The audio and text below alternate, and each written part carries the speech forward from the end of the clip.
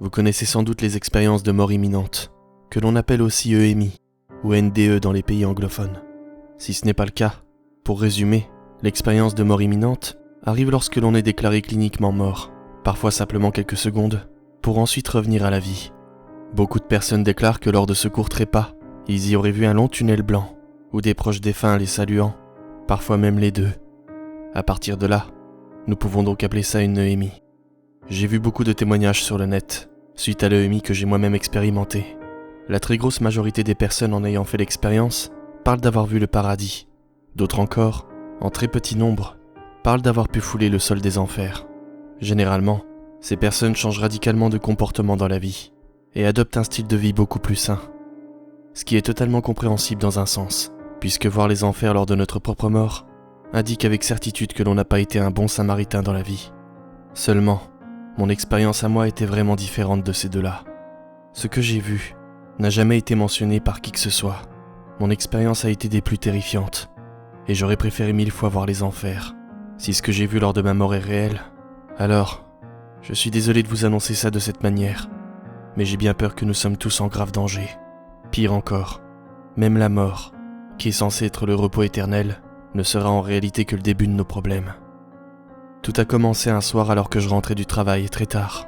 J'étais au volant de ma voiture et mes yeux me brûlaient, tant ma fatigue était pesante.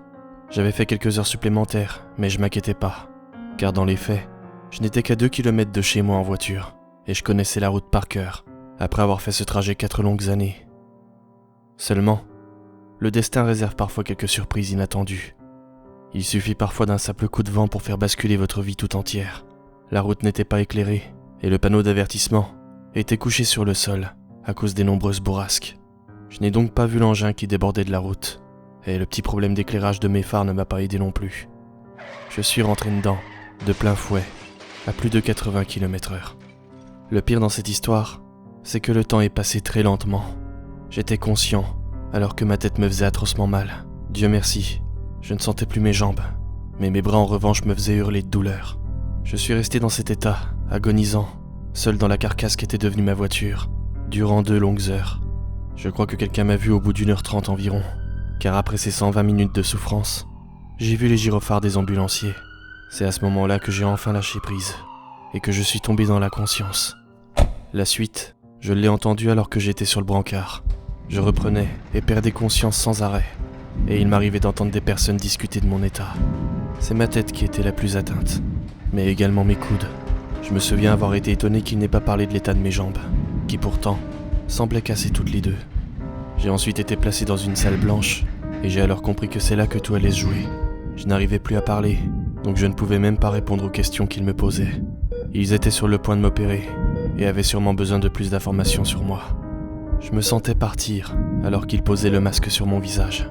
J'ai senti le gaz entrer dans mes narines, mais la sensation était différente de ce que j'attendais.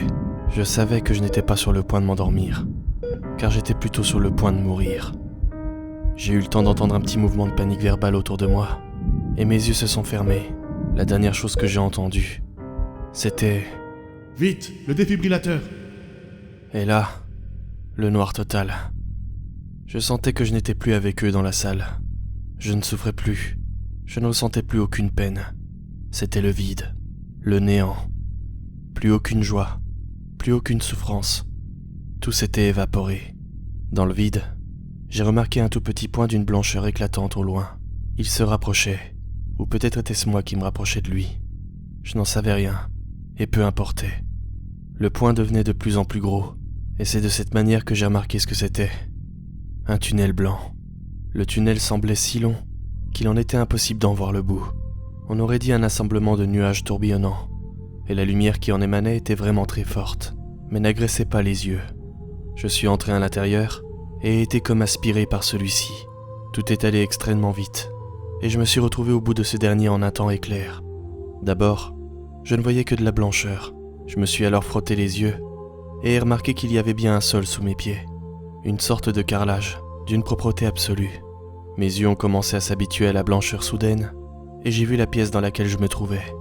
La salle dans laquelle j'étais était immense, et de grands piliers en pierre soutenaient le plafond, qui lui était orné de fresques resplendissantes.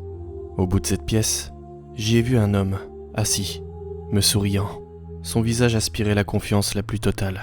Je me suis approché de lui, doucement, et son sourire s'est élargi davantage.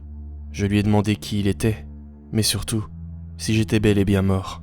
Il m'a alors simplement répondu, toujours avec le sourire aux lèvres, que j'étais effectivement mort, et que son identité, je la connaissais sûrement déjà.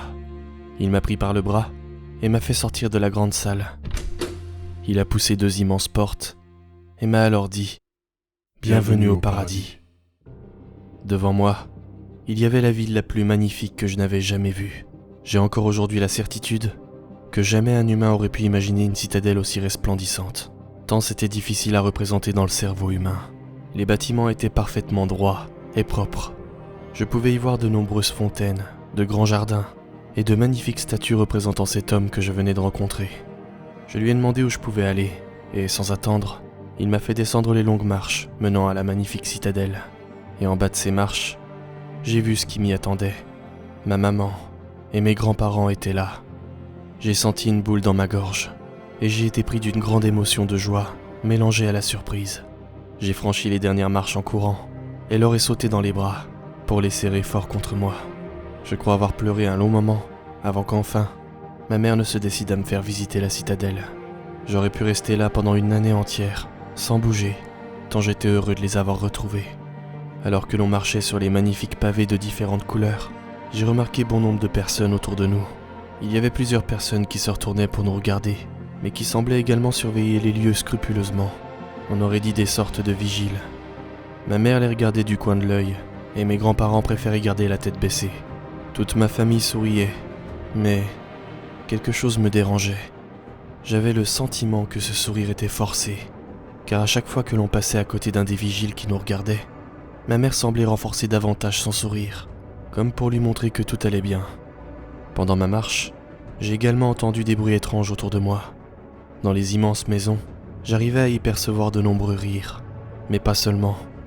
J'entendais également comme des sortes de cris étouffés.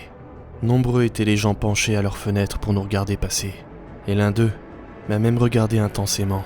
Son regard était froid et effrayant, comme s'il n'avait envie que d'une seule chose, me tuer. Comment un homme comme lui pouvait-il être présent ici? Et alors que je me posais cette question, ma mère m'a présenté un grand bâtiment. Elle a regardé un instant autour de nous et m'a chuchoté dans l'oreille de bien retenir ce lieu, que j'allais devoir m'y rendre très prochainement. Je commençais à me sentir perdu et j'avais l'affreux sentiment que quelque chose clochait avec ce lieu. Nous avons repris la marche et j'ai voulu demander à ma mère ce qui se passait ici. Elle m'a regardé un instant et j'ai vu une larme couler de son œil. Elle a regardé autour d'elle et a constaté qu'aucun vigile n'était présent autour de nous. Et là, son sourire a disparu et elle m'a tout raconté. Il faut que je fasse très vite, chérie, d'accord? Il peut nous entendre. Il est partout. Les gardes que tu vois depuis tout à l'heure, c'est lui. Rien de tout ce que tu vois n'est vrai. Ce lieu n'est plus ce qu'il était. Quelque chose d'horrible est arrivé. J'ai senti comme une décharge électrique me parcourir tout le corps, et je n'ai même pas eu le temps de parler que ma mère a poursuivi. Les gens autour de nous ne sont pas des êtres de lumière. Ils ne sont pas censés être là. Ce sont des monstres qui torturent nuit et jour les nouveaux arrivants. Nous avons eu une journée de répit pour accueillir les défunts de notre famille. Après ça, ils reprennent leur horrible travail, et ils nous maltraitent encore et encore. Le bâtiment que je t'ai montré, dedans, il y a les limbes. C'est surveillé. Mais tu devrais pouvoir y entrer avec nous. Pitié, ne reste pas ici. Viens avec nous, chérie. Ne plus exister vaut mieux que de rester dans cet endroit. J'ai senti comme une deuxième décharge, et un écho d'une voix lointaine se faire entendre. Cet endroit, ça devait être le paradis avant. Les limbes te permettront de ne plus exister, mon chéri. Quittons cet endroit. Le paradis n'existe plus. Le diable s'en est emparé depuis très longtemps. Dégagez! La douleur est la première chose que j'ai ressentie. Elle traversait tout mon corps et me brûlait de toutes parts. 3 secondes. On a eu chaud. J'ai entendu ces mots et je me suis évanoui l'instant d'après. Je me suis réveillé des heures après l'opération et j'ai très rapidement appris que j'étais un miraculé. Mes blessures étaient graves, mais je m'en suis sorti. Mon EMI a été une expérience particulièrement terrifiante, mais contrairement à la majorité des personnes qui l'expérimentaient, j'ai décidé de ne rien raconter à personne durant si longues années. Pendant tout ce temps, j'ai tenté de profiter de la vie au maximum. Je déprimais beaucoup malgré tout, car tout ce que j'avais vécu, je savais au plus profond de moi que tout était réel, et après de longues années de réflexion, j'ai décidé de tout vous raconter, car je n'ai aucun droit de vous cacher l'horrible vérité. Un jour, je passerai de l'autre côté pour de bon, et partir avec ce secret dans ma tombe est une injure envers l'humanité. Je ne sais pas exactement de ce qui s'est emparé de l'endroit, mais Dieu n'en est plus le maître. Les enfers et les démons peuplent le paradis à présent, et jamais je n'aurais cru qu'un jour, le fait de ne plus exister du tout se révélerait être une échappatoire plus préférable qu'aller au paradis.